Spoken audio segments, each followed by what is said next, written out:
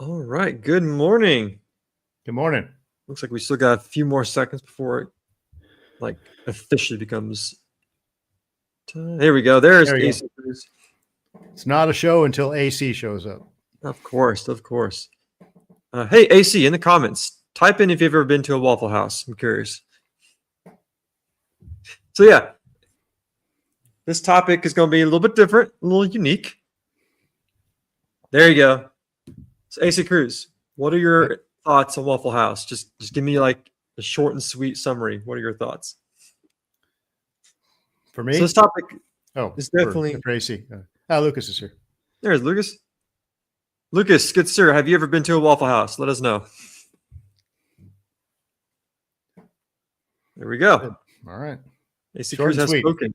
It's good. So this topic is obviously different.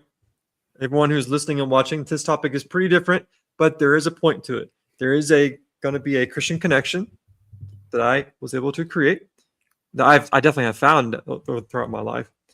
And yeah, so Joel has never experienced the joys of Waffle House. Joys. And here's the thing. Like, I'll be completely transparent. Everyone has their own experiences with Waffle House. You either love it or you hate it. It's not really, I haven't met too many people who are like, it's all right. Yeah. It's one of those institutions that you go to and you realize, okay, this makes sense. And that could be good or bad. Okay.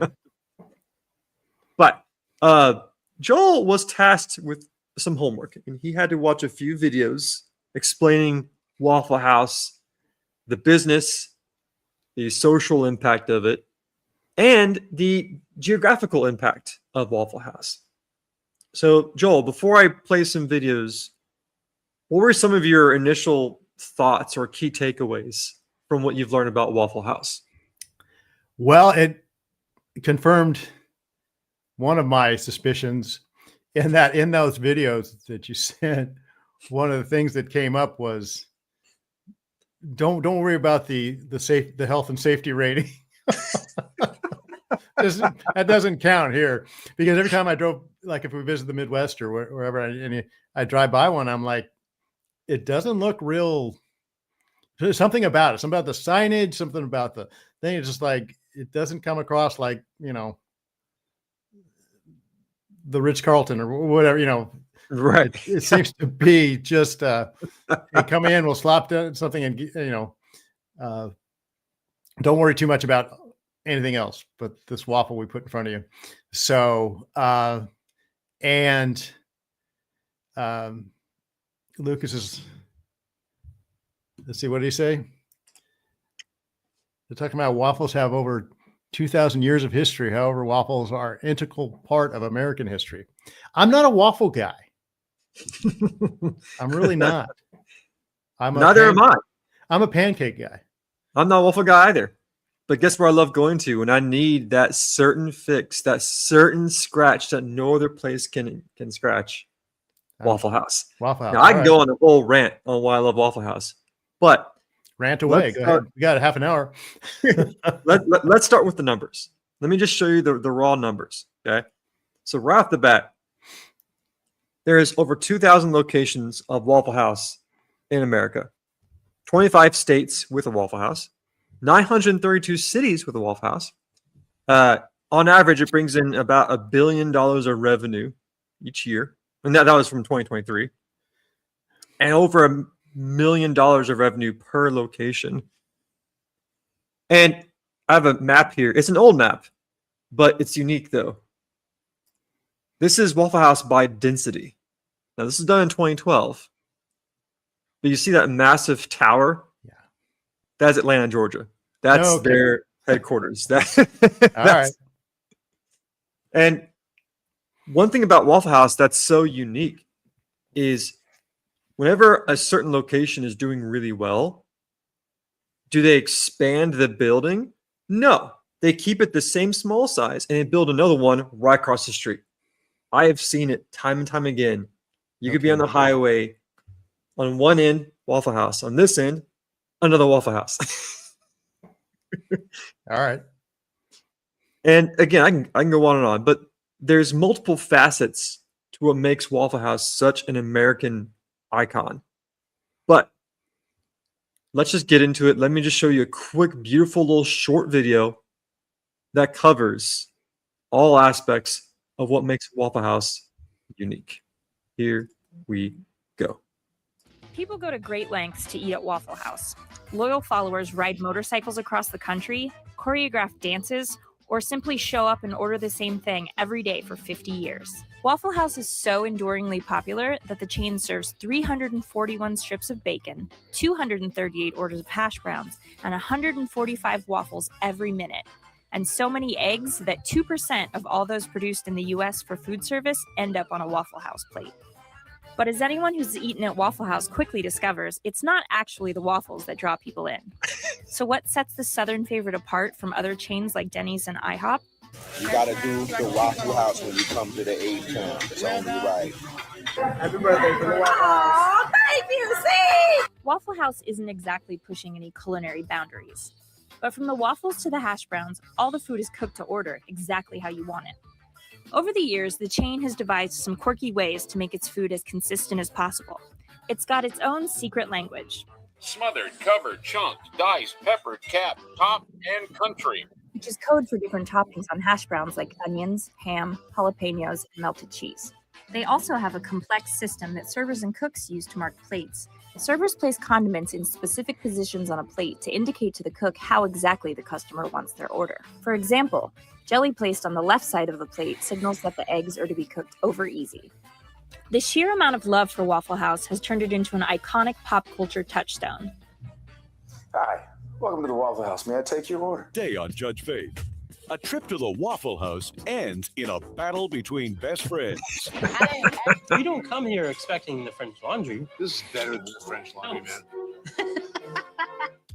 Waffle House is frequented by celebrities from Kim Kardashian to Kobe Bryant, and FEMA even uses the restaurants to evaluate how hard-hit disaster areas are. If you get there and the Waffle House is closed, that's really bad. And the fact that it literally never closes also means that late at night, things can get a little out of control. Whoa! Maple syrup! No, oh my God. But that's hardly enough to keep people away.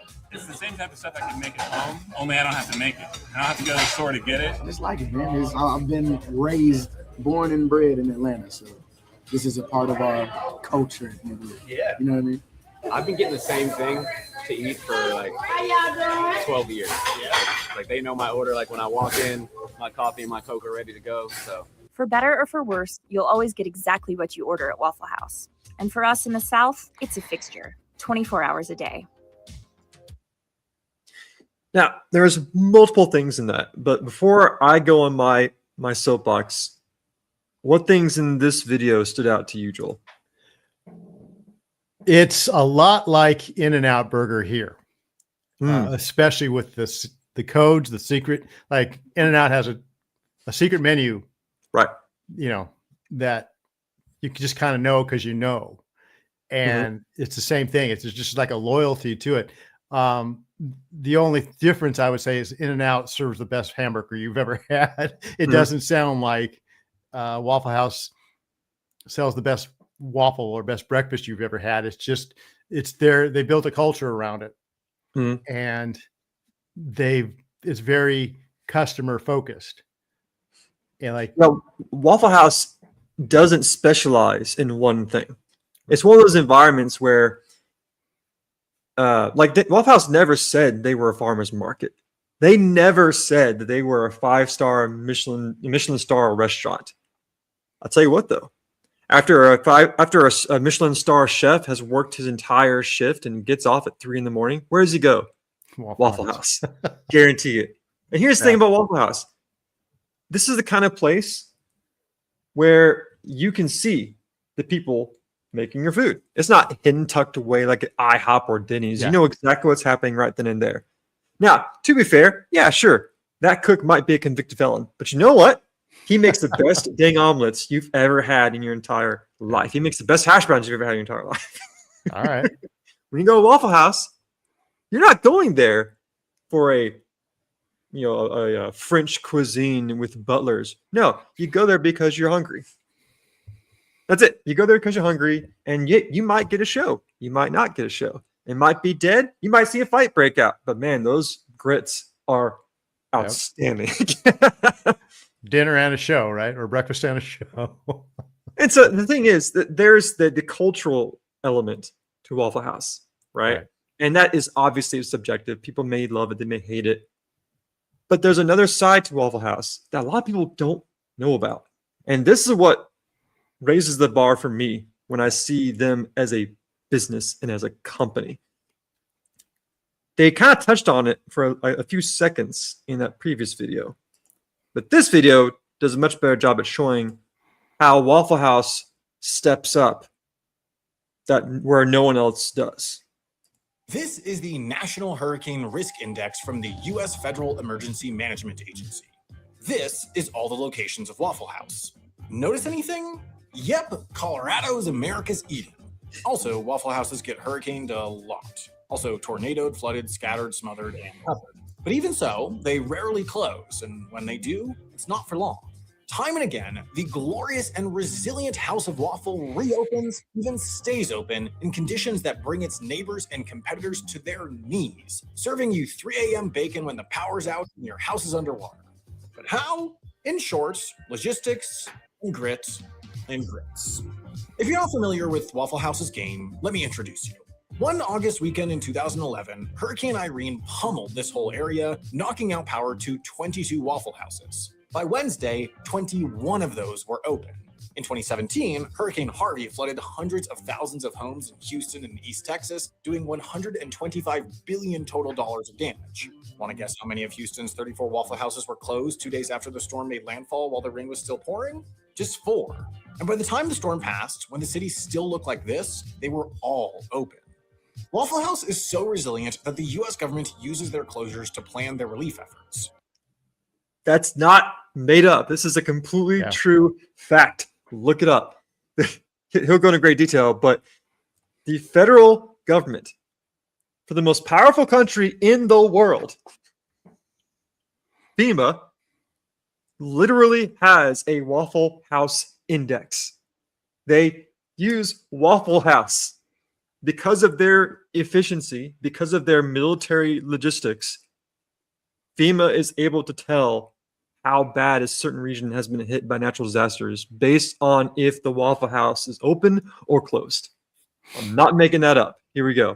Waffle House is so resilient that the U.S. government uses their closures to plan their relief efforts. This is known as the Waffle House Index, thought up by future FEMA Administrator Craig Fugate in the aftermath of 2004's Hurricane Charlie in Florida, when he noticed that the only place for his team to eat was a limited menu Waffle House. So he adapted the color-coded system used to index infrastructure damage, green where things are working, yellow where they're affected, red where they're destroyed, then mapped it onto Waffle House, green for open, yellow for limited menu, red for closed. And it turned out to be a pretty spot-on system for assessing and predicting damage. Where a house is yellow, power and utilities around it are usually out. Where it's red, you can expect critical damage to infrastructure, impassable roads, flooded buildings, busted gas lines, that kind of thing. When Fugate moved up to FEMA, the index came with, and now, when a hurricane hits, Waffle House HQ tells FEMA which of their restaurants are open, closed, and running.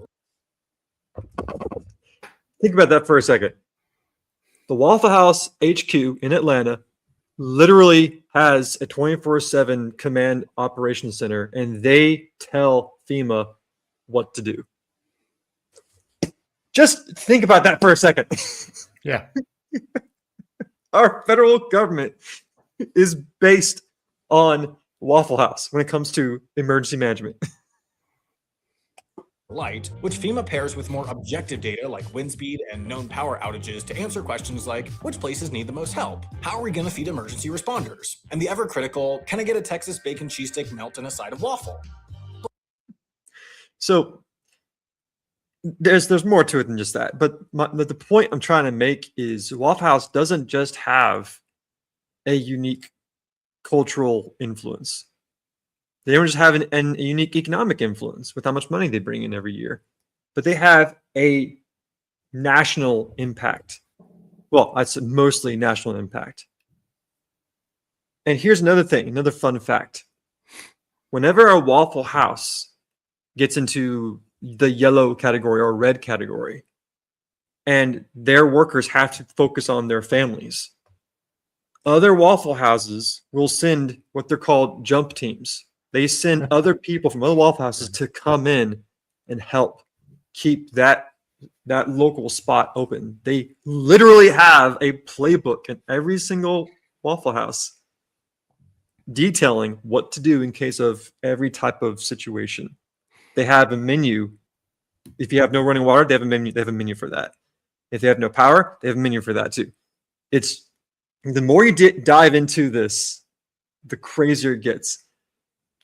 But this channel doesn't just focus on unique things about American culture or politics. This channel also finds Christian connections, and this is where it gets good.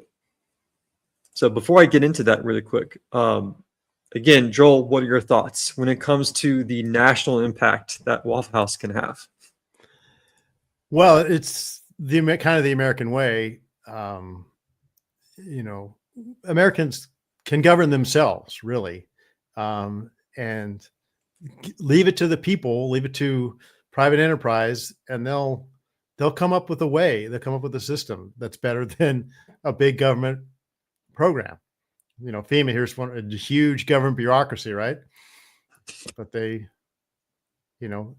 a place that exists to serve waffles and bacon also has figured out how to help in disaster relief, and good for FEMA for them relying on Waffle House, for them saying that they're doing this better than we can. So, nobody, it doesn't seem like anybody, the director of FEMA is threatened at all by this. He's like, hey, this is a resource we can use. But like I said, to me, it just reflects that's what's different about America. Absolutely. And what's also unique about Waffle House is one of those companies that's still privately owned, like Buc-ee's. Right. And so if you want to get into the business, it's very hard to own a Waffle House like a franchisee. It's not like that, right? But let's start getting to the Christian connection, because there's actually quite a few that are very interesting. Okay, just one thing here, AC. Yeah, I have to go to the Midwest or something, but they're not in California. So with all the wildfires that happen in California could have benefited from a few Waffle Houses. Could it ever? Good Lord, for the fires in LA. Mm-hmm. Yes, too bad. Too bad we don't have. But we don't have to think about things like that usually here. I mean, we do have to think about fires. Sure. But it's California, but we don't have a whole lot of weather issues. We just have to worry about our own incompetence is what we have to worry about. Yeah. So the first verse I got here is Romans 5:3-4. And not only this, but we as Christians are meant to celebrate in our tribulations, knowing that tribulation brings about perseverance, character, and then character, hope. What can Waffle House teach us? Now, am I saying Waffle House is a Christian organization? Not necessarily. People that work there, not necessarily are Christian. But when you see how their business operates, Waffle House is the epitome of perseverance through tribulation. Again, when the federal government relies on Waffle House to determine what areas need the most help, that's perseverance. Yeah.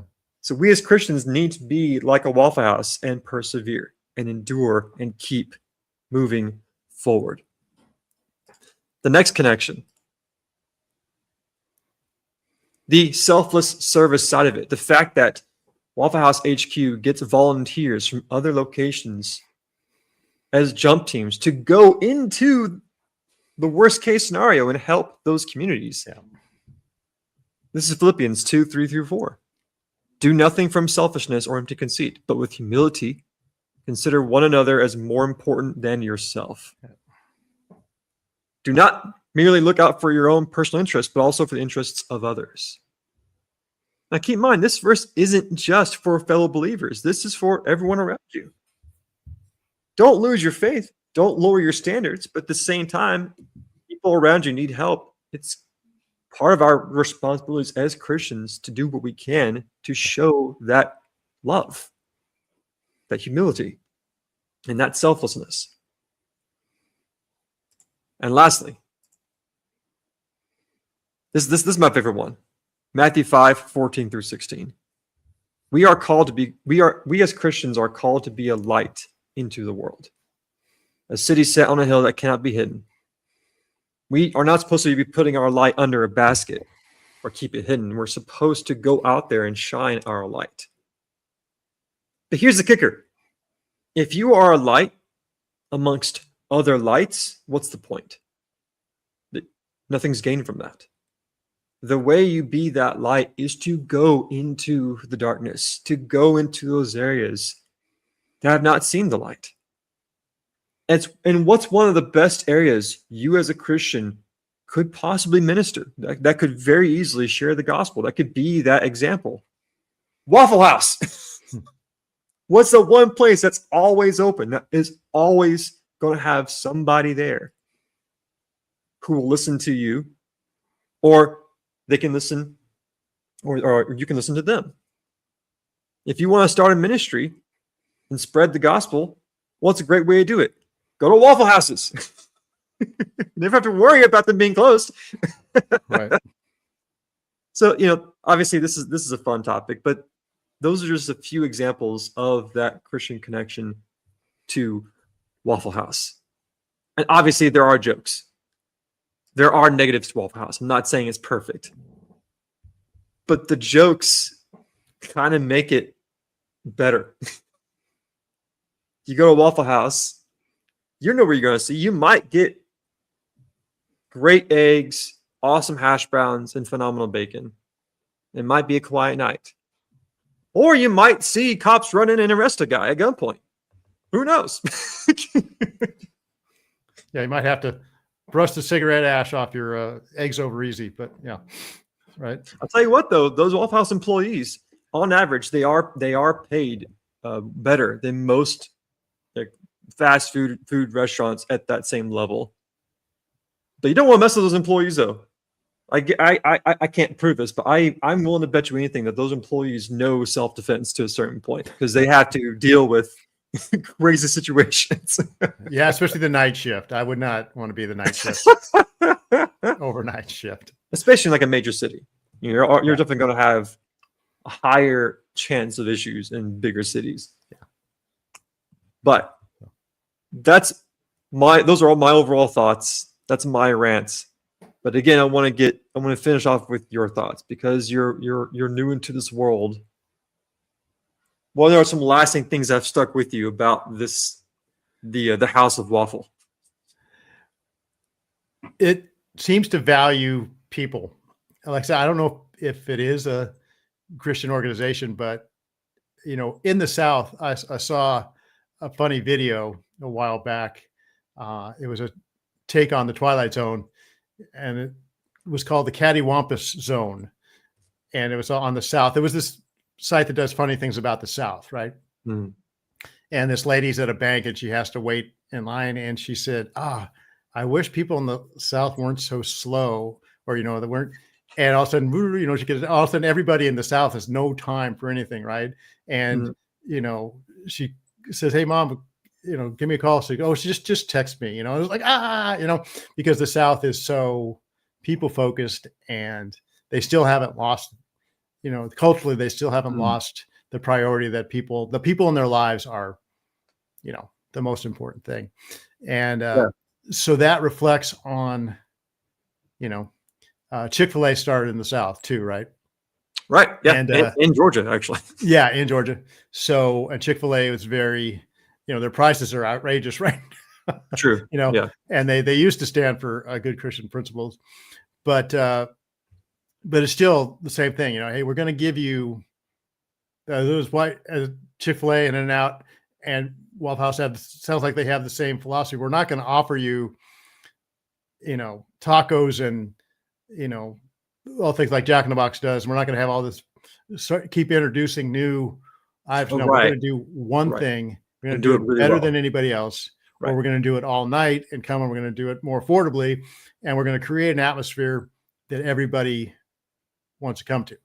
Right. And like I said, I can only compare it to In-N-Out, where when you're at In-N-Out Burger, everybody's happy. You cannot be at an In-N-Out burger and not be happy because you're about to eat an In-N-Out burger. Right. And the service is great. And you see them, like it's the same thing you said, you see them cutting those potatoes right after, those French fries are right from a real potato, right? It's right in front of you. So it's just that matter of it's people focused, it's customer focused. And that does have, as I said, it has a lot of Christians overtones to it. If you show people that you're committed to them, that's not something we have and see a lot in the world. And I mean, Waffle House I'm sure they don't gain much profit it's not like they're profiteering during these disasters. Sure. Yeah. Because you're flying people in, that has to be at their expense. It's not going to be at the employees' expense. And, so it's just when you tell people, hey, we don't have an ulterior motive. We're not McDonald's who's putting powder in our milkshakes instead of real ice cream or whatever, which is a silly thing to worry about, but it hurt McDonald's bad, because it's like, oh, I thought your McDonald's, we love McDonald's, our kids, there's Ronald McDonald and Mayor McCheese and all of this, but you betrayed our trust, right? That's an interesting comparison. Yeah. And and that's what a big mistake Chick-fil-A is making now is like 15 years ago, they really stood for their Christian principles. Right. And we had that one day where everybody went to Chick-fil-A, right? Right. And the one here, the line was out into the intersection. It was crazy. But then they, Truett Cathy's son is not so committed. And so they're doing a lot of things that betrayed people's trust and they're losing, they lost a lot of business because of it. So that's integrity is a big thing. Integrity is an important thing. And here's the thing about Waffle House that I think can be connected to this topic. Waffle House is like the Old West saloon. It never said it was going to be a certain thing. It never said it's going to be like this high standard. All they said was, we can offer you this thing 24 hours a day. Right. That's it. And we can deliver it to you with an efficiency unlike anyone else. So you can get in, get out. I don't get the impression they hired a big public relations firm or that there was a lot of market research that went into this. I think they just instinctively knew because, like I said, they're from the South, Atlanta, and they know their people, they know their culture, and they do their best to fit into it. They don't try to be something they're not. When's the last time you saw a Waffle House commercial? I've never seen one. Right. Matter of fact, every time. Well, whenever I drive by one when I'm in the Midwest, I look at the building, I think, oh, they must not be doing well. Waffle House must have been something from the past or something that was real big, but not now because it doesn't look very impressive at all. It looks like an outdated building. It looks like the old Wiener Schnitzels around here. They all look exactly the same. And to me, Waffle House, to me, the Waffle House is the type of person who has scars. They clearly do not smell the best. They clearly do not look the best. But you know what? They're always there. Yeah. They are always there. They're always reliable. And when the worst case, when the worst happens, guess what? You have a very high probability that same person who is ugly, scarred, and broken is still going to be there. Right. And to me, that's the biggest connection for me as a Christian is like, no matter what happens in your life, no matter how many times you get beat up, no matter how many times life comes at you and beats you down, right? Who is always going to be there no matter what? Our one true King. Right. That's it. And obviously I don't expect everyone to feel the same way if they're especially not believers. But even if you're not a believer, you can still find a new respect for Waffle House, not because their food's always the best, but because they do not quit, ever, and that's something to walk away with. I will have to make a point to visit one next time. Next time, especially if I'm in a hurricane or something, I'll check the weather and come on, honey, we're going to Waffle House. Whatever, Atlanta, somewhere. Just to. All right. Well, Patriots, have a wonderful day. Time's up. But Yeah. Joel, can you please sign us out? Oh, yeah. Let's try and be more like Waffle House, I guess. Just realize the people are in your life are the most important thing. Always be open to them and for them. And So, be a light to the world, be a not light just to the world. to certain people. Yeah, people in darkness sometimes don't like the light, but they need the light. So Absolutely. Yeah. Patriots, have a wonderful day. God's in charge. Take care. Take care, guys.